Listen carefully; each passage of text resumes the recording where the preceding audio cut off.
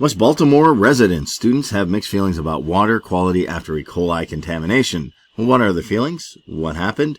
After E. coli contamination in September left West Baltimore residents under a bull water advisory for 4 days. Some residents are drinking water again. Others remain leery. So what happened is Lily Goldsmith was in her kitchen making soup when she picked up her phone and learned from Twitter that the tap water in her West Baltimore neighborhood was contaminated with E. coli. Residents were being advised not to drink it. A West Baltimore native who always took pride in the quality of the city's water, Goldsmith was dismayed to have boiled water and rely on cases of bottled water just to get by. See, water is such an essential thing just to your everyday life. It's the most ubiquitous resource you use, and you come to sort of take granted for it. It's really weird for that thing you normally take granted for to be sort of suddenly unsafe, or maybe not unsafe.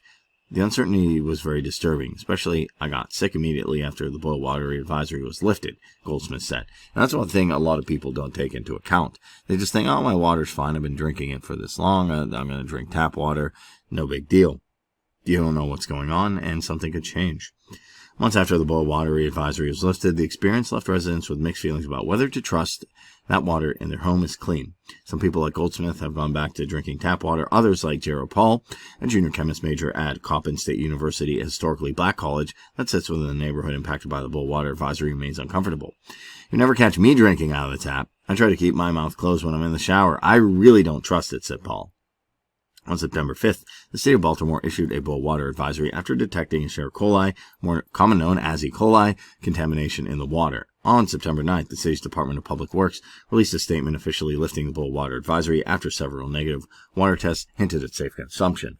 An informational hearing with the city administration and the Director of Department of Public Works, the Director of Office of Emergency Management, the Baltimore City Health Commissioner, the Mayor's Senior Director of Communications, and representatives from the Mayor's Office of Neighborhood Safety Engagements appearing before the City Council to discuss water contamination issue occurred on September 29th. Here, city officials attribute the water contamination to aging infrastructure. E. coli seeps into the water through sewage overflow, agricultural storm runoff, and broken water pipes, according to the Environmental Protection Agency. Health impacts of E. coli include diarrhea and, in extreme cases, kidney failure. And Paul expressed that he and his 2 roommates at Coppin fell ill following the boil water advisory. Goldsmith said that her fiancé had a stomach illness at the start of the advisory, and she fell ill with E. coli-like symptoms that were not COVID-related about 2 days after the advisory was lifted. Neither they nor Paul and his roommates have been able to trace their ailments directly to contaminated water. On a psychological level, it felt kind of gross not being able to drink the water freely. Even if you have bottles of water available, it just feels really peculiar. It feels like you're sort of ignoring some of those basic health needs or just putting them on the back burner, Goldsmith said.